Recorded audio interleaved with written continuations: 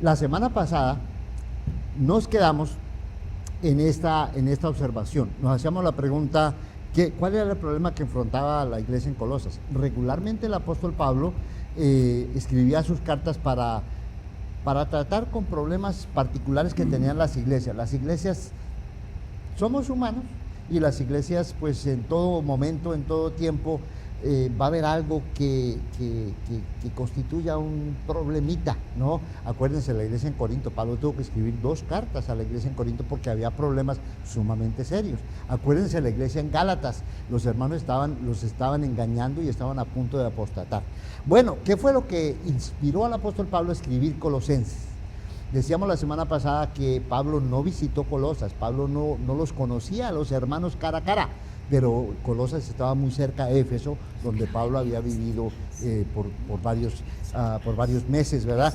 Entonces, ¿qué fue lo que motivó al apóstol Pablo para escribir la carta? Aquí decíamos la semana pasada, la iglesia en Colosas no parece enfrentar una incursión abierta y agresiva de falsos maestros activos ya en la comunidad, como por ejemplo la iglesia en Colosas, como la iglesia en Filipenses, como la iglesia en Éfeso cuando Pablo dejó a Timoteo, a Tito, cuando Pablo dejó a Tito en Creta. Esas iglesias estaban teniendo problemas bastante serios, había maestros que estaban desviando completamente la fe de los hermanos. No así la iglesia en Colosas. Más bien, Pablo parece animar a los creyentes para que permanezcan firmes en la fe. Esta es una necesidad constante de todos los cristianos. Todos necesitamos animarnos permanentemente para permanecer firmes en la fe, porque en cualquier momento nos desatendemos, nos confiamos, nos relajamos en nuestra fe y vamos perdiendo esa conexión con Dios y esa salvación de la que hablábamos en el canto que hicimos al comienzo, ¿no? Que no se deje, que permanezcan firmes en Cristo sin dejarse impresionar por las narrativas religiosas ya presentes en el ambiente cultural de Asia Menor, ¿no? La iglesia vive en su cultura, vive en su mundo, vive en su momento, ¿no? Hay problemas o hay ideologías religiosas, ideologías políticas, ideologías filosóficas, ideologías de mercadeo. Hoy en día, con la cuestión del mercadeo y de la propaganda, ¿no? Pues a toda hora te están diciendo cosas. Bueno, Pablo quiere que la iglesia no se deje impresionar por esas cosas. Estas narrativas incluían versiones nacionalistas del judaísmo. Los judíos pensaban que ellos iban a ser la nación principal, que iban a tener el dominio allá en Jerusalén. Un peligro para los hermanos. Prácticas ascéticas y la fascinación con ángeles. Y prometían a sus adeptos conocimientos profundos y plenitud espiritual. Vamos a ver algunos versos, algunos textos donde podemos inferir que eso es precisamente lo que el apóstol Pablo quiere hacer. Por ejemplo, Pablo enfatiza mucho en la carta a los Colosenses el tema de la sabiduría. Pablo quiere que los hermanos sepan que no tienen que recurrir a otras fuentes para tener sabiduría.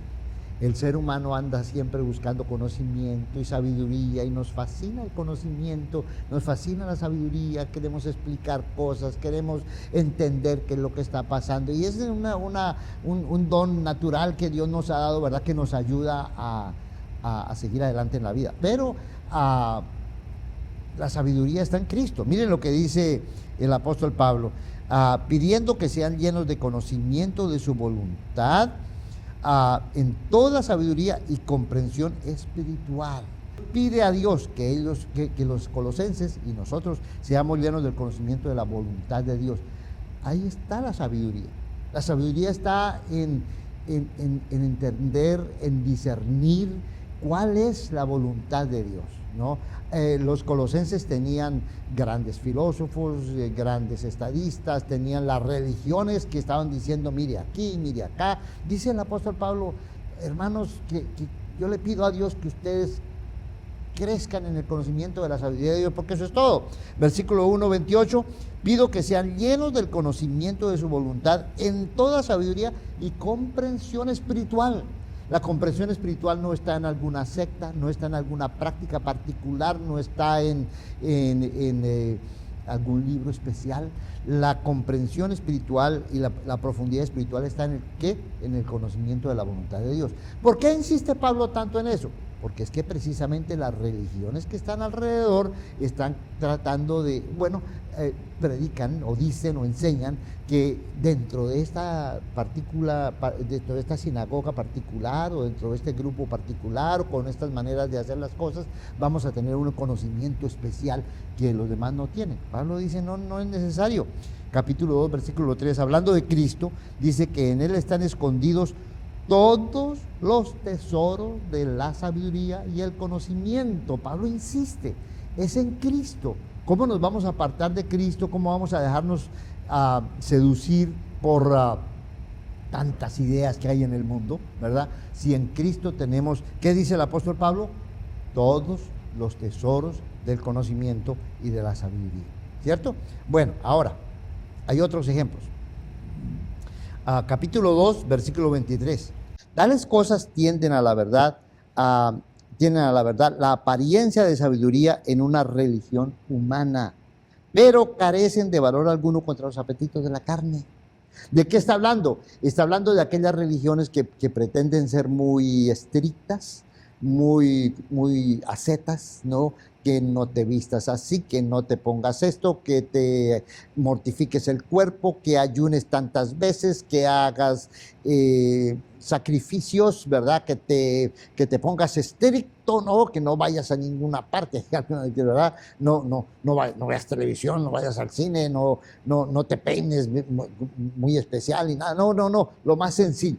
Dice el apóstol Pablo, estas cosas a la hora de la verdad no tienen ningún valor contra los apetitos de la carne. Vas a seguir luchando contra el mismo pecado, contra la misma carnalidad.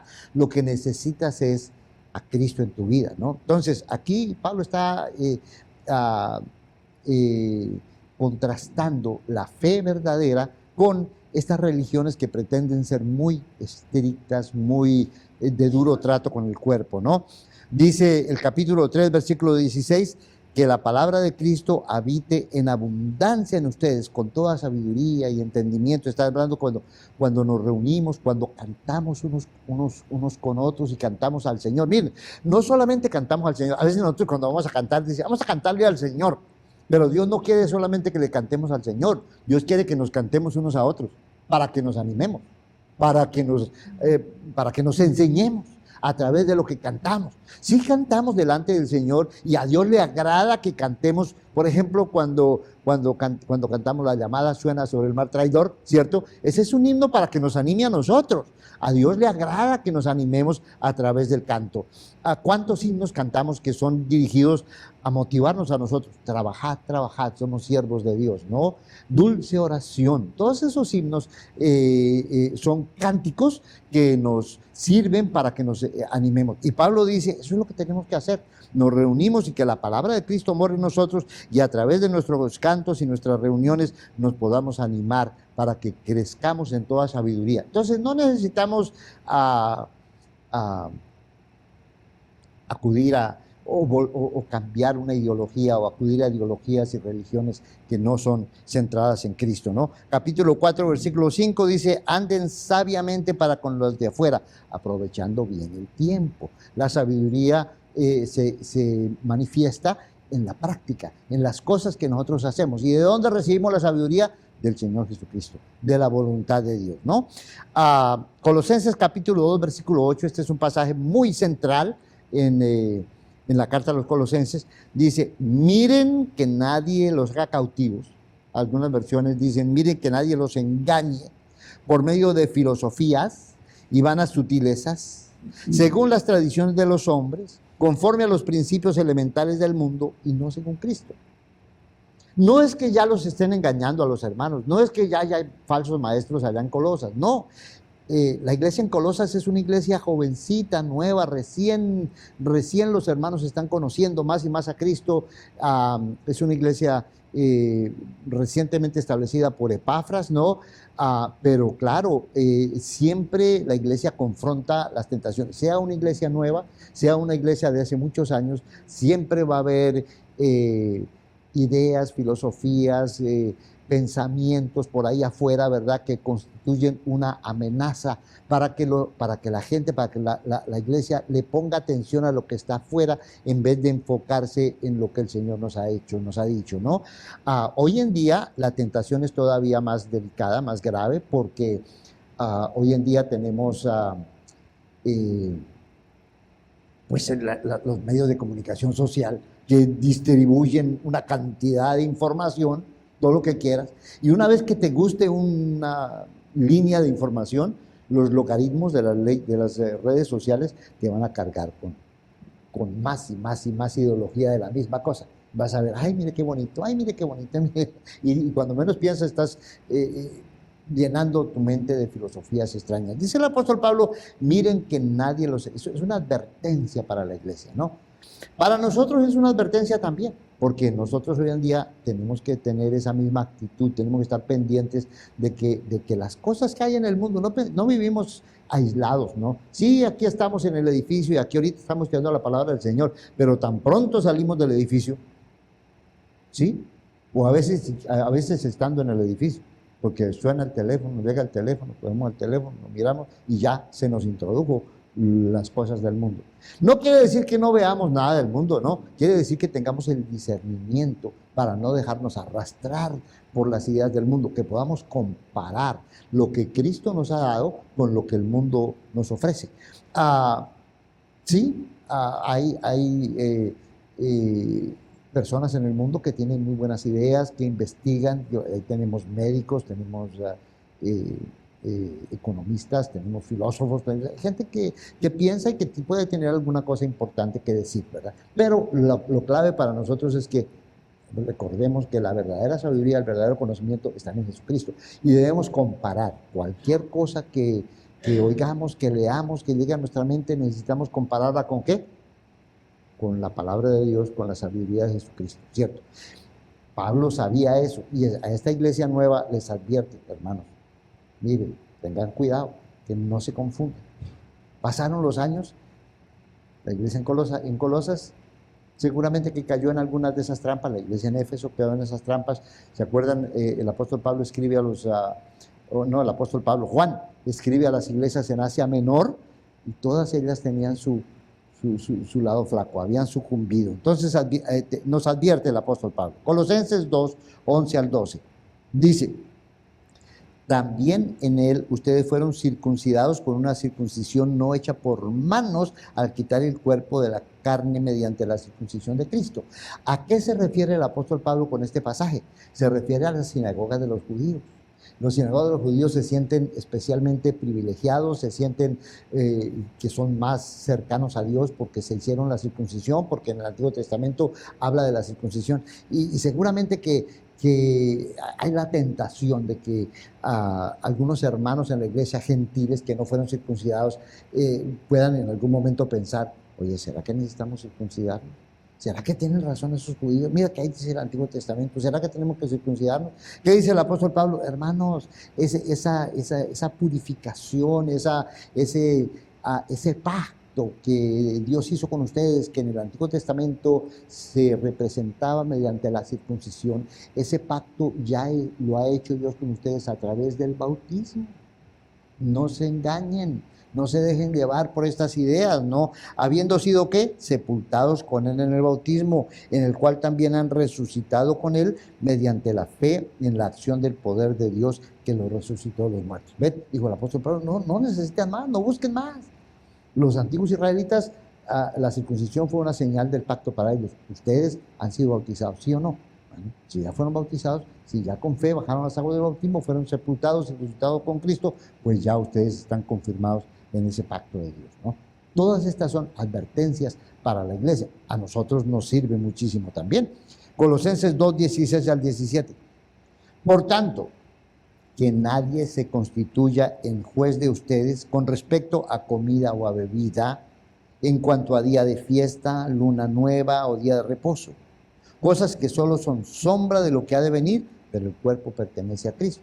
Otra vez, Pablo está pensando en las sinagogas judías con todos sus requisitos, que no puedes comer cerdo, que tienes que guardar el sábado, que tienes que guardar esta fiesta, que esta otra fiesta, y dice, nadie se constituya en juez. No, no permitan que otras personas les metan obligaciones, mandamientos que no son mandamientos de Dios. Todas estas cosas son simplemente una sombra, ¿verdad?, de lo que ha de venir.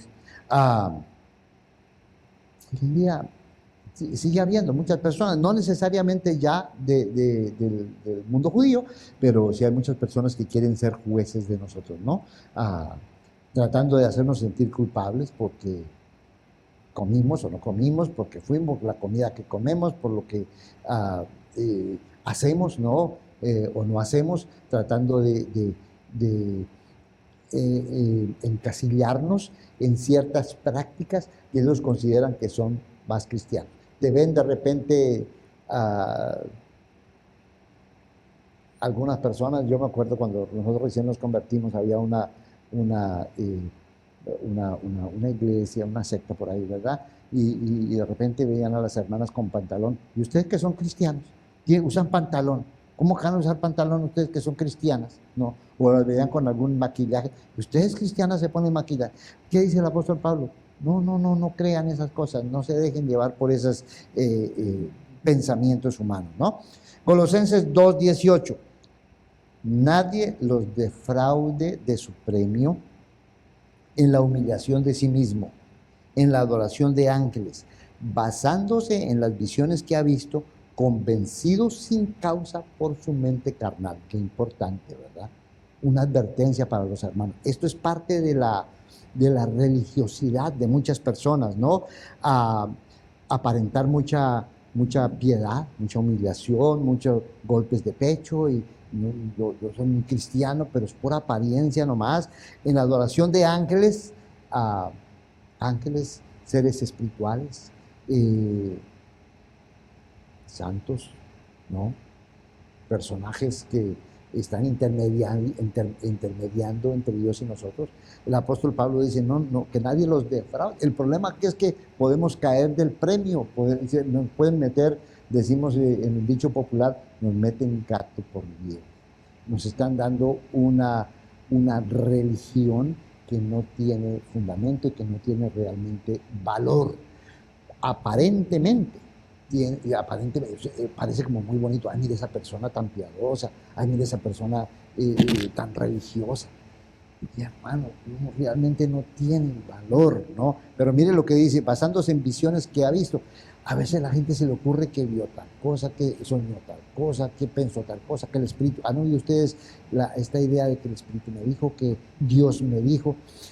Sí, Dios se comunica con nosotros, sí, Dios nos dice, sí, Dios nos ilumina, sí, Dios está pendientemente con nosotros, no vamos a descartar que Dios esté con nosotros, pero las revelaciones de Dios, ninguna de esas revelaciones de Dios va a contradecir lo que el Señor Jesucristo hizo y lo que está en la palabra. Entonces tenemos que mantener centrarnos en la palabra. ¿Qué le pasa a algunas de estas personas que en su afán religioso tienen alguna experiencia... ¿qué diríamos? ¿Alguna experiencia extrasensorial de repente? ¿Sí? Que tienen alguna experiencia muy personal, muy individual, y la empiezan a decir, la empiezan a publicar, ¿no? Hay unas iglesias que tienen profetas, ¿no? Y que los profetas tienen visiones, y que los profetas te dicen que te va a pasar esto, que te va a pasar aquello, que cuidado con fulano, que todo. En su mente, las personas estas tienen visiones que nunca realmente han visto, pero constituyen la religión. Y a muchas personas dicen, uy, mira qué bonito eso, ¿verdad? Esas personas que tienen esa capacidad de ver cosas. El problema es que tienen la capacidad de ver cosas que no existen y no tienen la capacidad de leer la Biblia y ver lo que dice la Biblia. Leamos lo que dice la Biblia, centrémonos en la palabra, centrémonos en Cristo, experimentemos la presencia de Cristo, experimentemos la comunión del Espíritu, experimentemos cómo Dios nos ilumina cuando leemos la palabra, cuando nos reunimos, cuando nos exhortamos unos a otros, experimentemos cómo Dios va iluminando nuestro corazón, ¿verdad? Y Dios está presente con nosotros, pero no basemos nuestra vida solamente en visiones y en cosas, ¿verdad?, que realmente no han pasado, ¿cierto? Y es algo típico de muchas religiones. Pasaba en la época de Corinto. Menos mal que hoy día, en el siglo XXI, en pleno desarrollo científico y tecnológico, no pasa. ¿Verdad? ¿Hoy no pasa eso? No, pues sí pasa igualito y debemos tener la misma precaución, ¿no? Colosenses 2, 20 al 21. Si ustedes han muerto con Cristo a los principios elementales del mundo, y si todas estas cosas son cosas del mundo, son cosas básicas, son elementos del mundo, ¿no? ¿Por qué, como si vivieran en el mundo, se someten a preceptos tales como no manipules, no gustes, no toques? Son estas religiones ascetas. ¿Qué quiere decir asceta? El asceta es que hace duro trato con el cuerpo y que piensa que entre más ayuno, más victorias va a tener, que si no comes cerdo vas a tener victorias. Bueno, entonces, ¿por qué nos sometemos a esas cosas? Dice el apóstol Pablo, ¿no? Colosenses 2:23, tales cosas tienen a la verdad que apariencia de sabiduría. Ahí está el problema, que la gente que las ve desde afuera dice, uy, estos son mejores que lo que yo he visto, ¿no? Esta gente tiene mucha piedad y son muy dedicados, ¿no? Tienen apariencia de sabiduría en una religión humana. Religiones humanas hay un montón. En humillación de sí mismo, en trato severo con el cuerpo, pero carecen de valor alguno contra los apetitos de la carne. Te están metiendo gato por liebre. No, realmente no hay poder ni valor en este tipo de experiencias, ¿no? Vamos al saludo. Rápidamente veamos el saludo de Pablo, capítulo 1, versículos 1 al 2. ¿Qué dice? Pablo, apóstol de Jesucristo, por la voluntad de Dios, y el hermano Timoteo, a los santos y fieles hermanos en Cristo que están en Colosas. Gracias a ustedes y paz de parte de Dios nuestro Padre.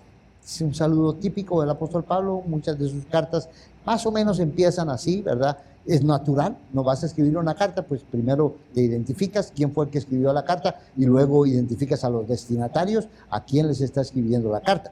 Pero las cartas del apóstol Pablo no son simplemente saludos formales, ¿no? Nosotros cuando escribimos cartas hoy en día decimos, apreciado fulano de tal, querido fulano de tal, muy recordado fulano de tal. Formas que estamos acostumbrados a escribir cuando hacemos una carta, ¿no? Si es una carta de negocio, ¿no? Muy distinguido señor fulano de tal.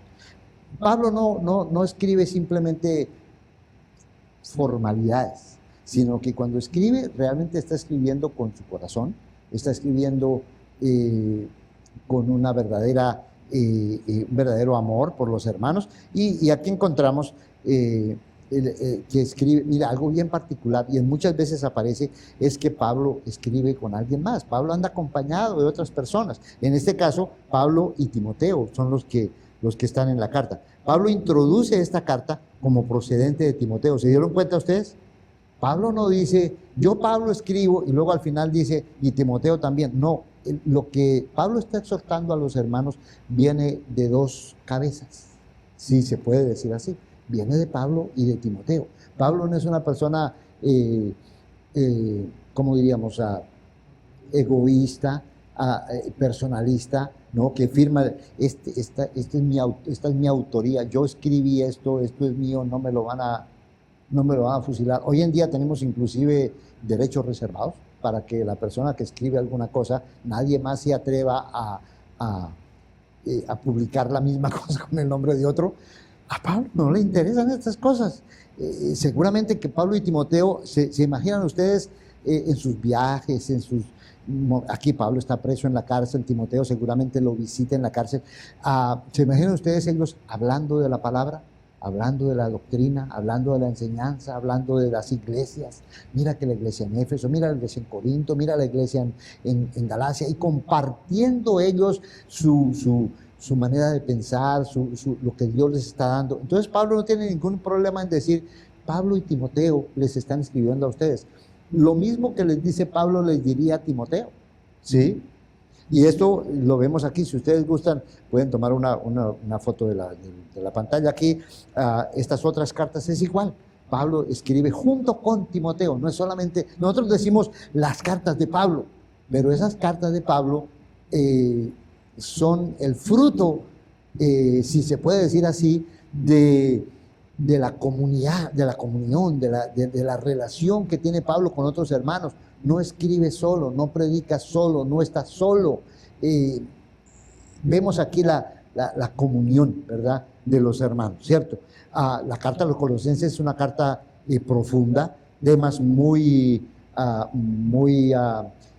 bonitos, muy elevados. No vamos a ver en la carta esos pensamientos tremendos acerca de Cristo. ¿Son de Pablo? Son de Pablo y Timoteo.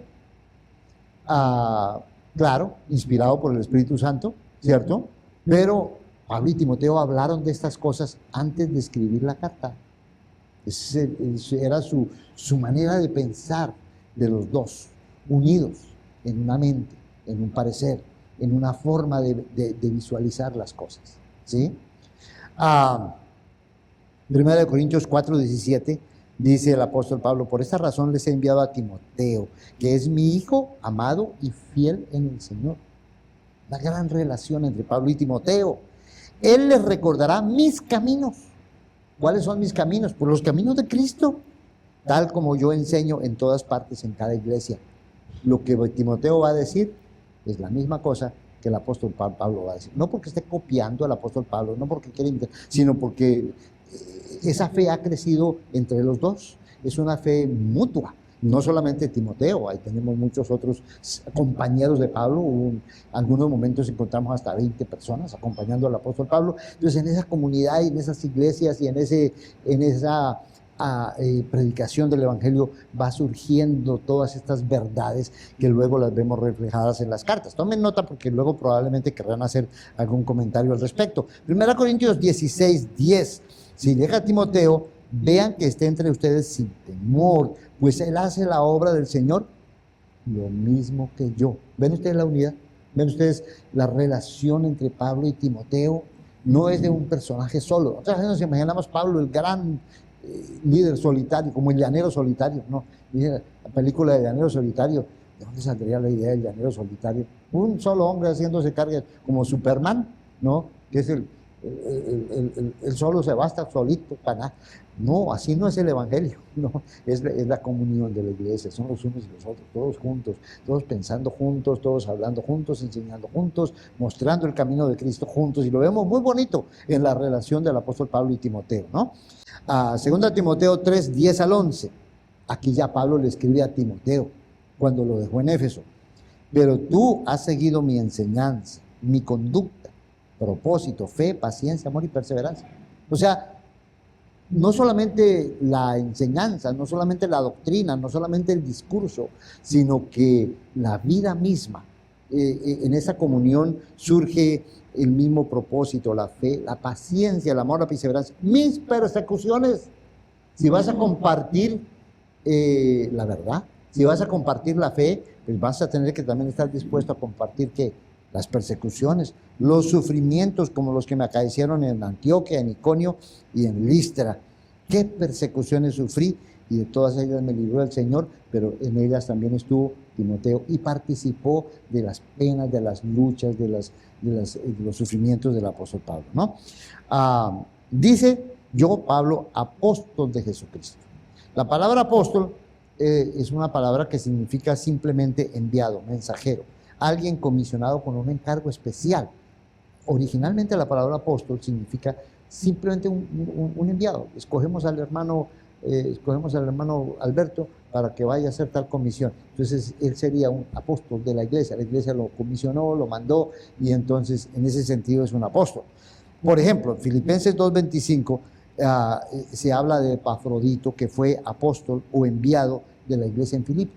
Los hermanos en Filipos encargaron a Epafrodito que llevara unos dineros al apóstol Pablo a la cárcel, y Epafrodito cumplió con su misión. Él fue un apóstol de la iglesia. 2 Corintios 8:23, varios hermanos compañeros de Pablo en la colecta por los pobres fueron enviados de las iglesias.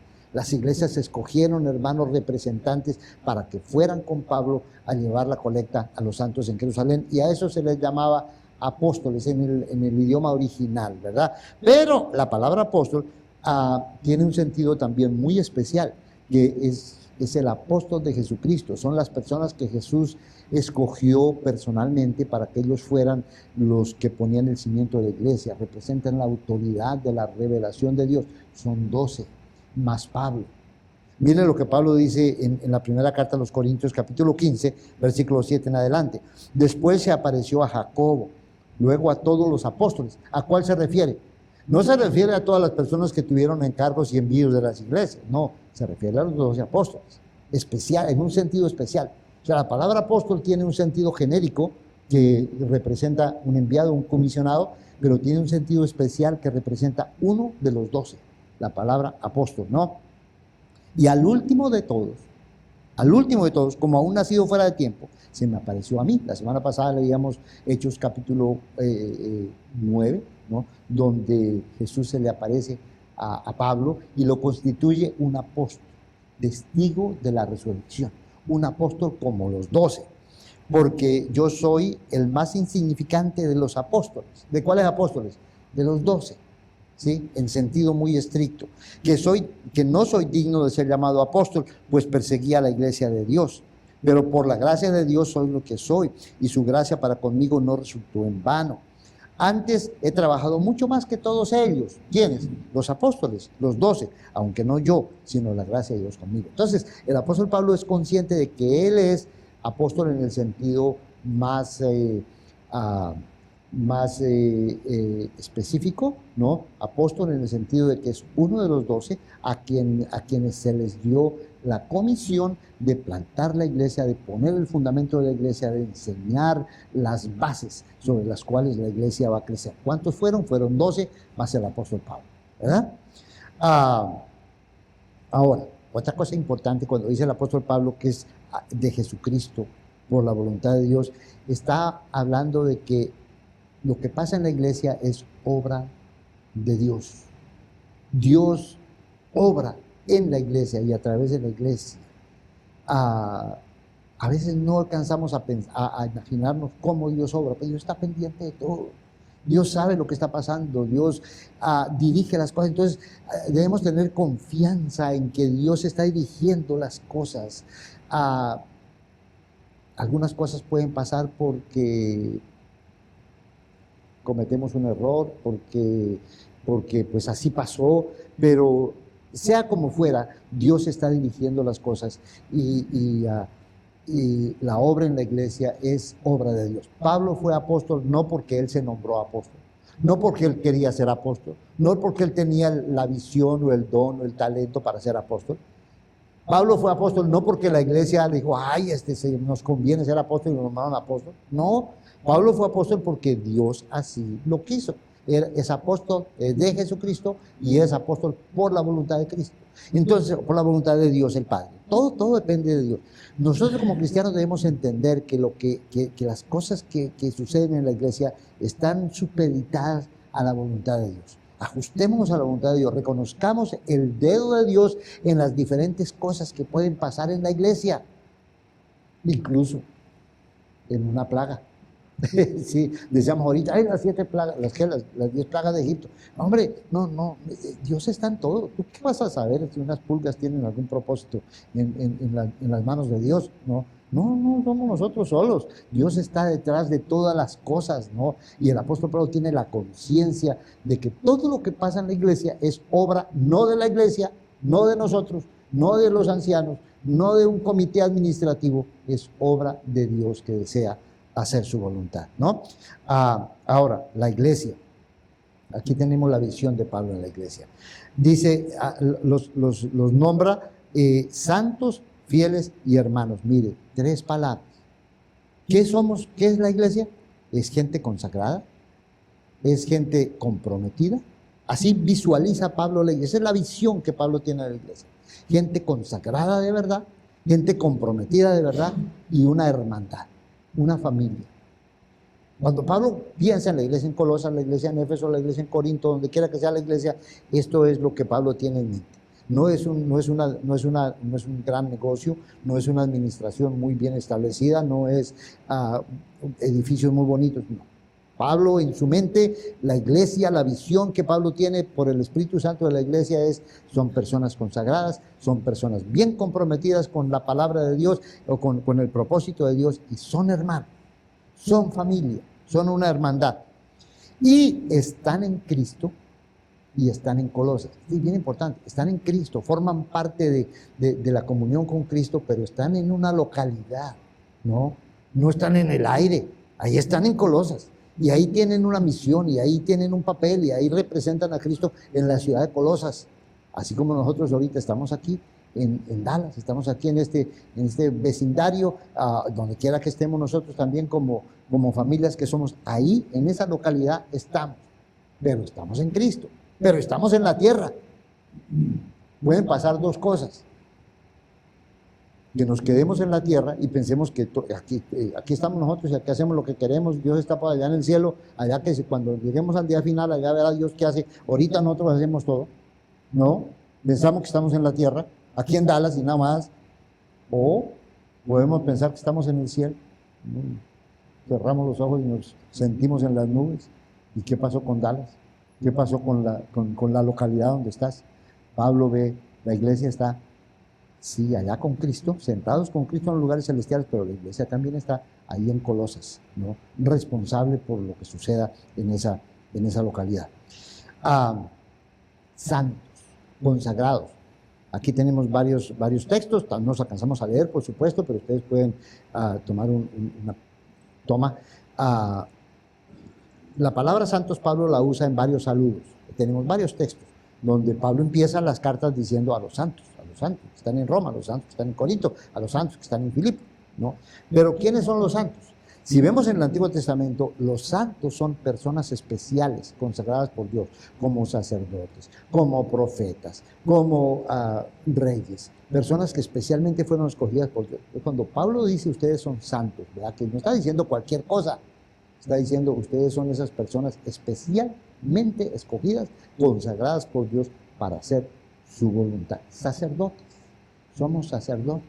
somos enviados por Dios, ¿no? Dios nos ha escogido. Esa es la visión que Pablo tiene de la iglesia. Pero también la palabra santo se refiere al pueblo de Israel. Todo el pueblo de Israel es pueblo santo, es nación santa. Ahí tenemos varios versículos donde se refiere al pueblo de Israel como nación santa. ¿Qué quiere decir eso? Quiere decir que la iglesia continúa la historia del pueblo de Israel. La iglesia cumple la historia del pueblo de Israel. Mire la visión que Pablo tiene de la iglesia. Vamos a ver si la vemos. Captemos la visión que Pablo tiene de la iglesia. Pablo visualiza a la iglesia como una gran familia, o como la gran familia en la que Dios lleva a cabo a su clímax la antigua historia del pueblo israelita. No es un aparecido, no es que de repente apareció la iglesia, no. La iglesia continúa y lleva a cabo a su cumplimiento, al clímax, toda la historia que leemos en el Antiguo Testamento, todas las luchas y todas las expectativas y esperanzas del pueblo de Israel se llevan a cabo en la iglesia. Así visualiza Pablo la iglesia. En cada localidad, una comunidad consagrada a Dios y firmemente comprometida con su propósito eterno. Hay iglesias en Éfeso, en Corinto, en Galacia, en Atenas, en diferentes lugares, en cada localidad. Hayan sido establecidas por Pablo o no hayan sido establecidas por Pablo. Donde quiera que haya una iglesia de creyentes, esa iglesia es una comunidad consagrada por Dios. Es la visión, ¿no? A veces se nos olvida, ¿no? ¿Cuál es esa visión de la iglesia? Bien que nosotros podemos seguir esa visión del apóstol Pablo, ¿verdad? ¿Cuál es el objetivo de Pablo? Pablo quiere que los colosenses sigan creciendo hacia la madurez plena. Eso es lo que quiere decir. Pablo dice que quiere que ellos sean perfectos en Cristo. Colosenses capítulo 1, versículo 28. Por eso, como Dios quiere que ellos sean perfectos en Cristo, por eso Dios pide que tengan gracia y que tengan paz. La gracia, porque todo depende de la gracia de Dios. Todo depende del favor de Dios, ¿sí? Dependemos del favor de Dios. No dependemos de qué tan inteligentes somos, de qué tan hábiles somos, de qué tan buen liderazgo tengamos nosotros, de qué tanto dinero tengamos o no tengamos. Dependemos de la gracia de Dios. Entonces tenemos que pedirle a Dios que su gracia nos nos llene, que abunde, que esté con nosotros en todo tiempo. Pero viene luego la palabra paz. La palabra paz es el hebreo shalom, que es más que tener paz interior. A veces nos dicen, yo tengo paz con Cristo porque Cristo me perdonó de mis pecados. Y sí, eso es cierto, y qué bueno, y tienes paz interior. Otras personas buscan la paz a través de la oración. No, yo oro y me siento con tanta paz adentro de mi corazón. Qué bonito, qué bueno que tengas paz en tu corazón. Pero la paz de la que habla el apóstol Pablo no es solamente la paz que cada persona pueda tener separada en su corazón. Es la paz que en Cristo nosotros como comunidad podemos alcanzar. Una paz que habla de bienestar y habla de prosperidad. Tomen nota de estos versículos que tenemos acá. Léanlos y vean en qué sentido se usa la palabra paz en el Antiguo Testamento. Cuando hay paz, hay bienestar, hay progreso, hay fruto, hay prosperidad, porque es la paz en la comunidad. Muy especial para la iglesia en Corinto, donde podría haber conflictos entre judíos y gentiles. No, hermanos, que haya paz entre nosotros. Las personas, los humanos, a veces tendemos a separarnos y a tener conflictos entre nosotros y a criticarnos unos a otros y a distanciarnos unos de otros. Hermano, todo lo contrario. Pablo quiere que tengamos paz entre nosotros. Esa paz viene de Jesucristo.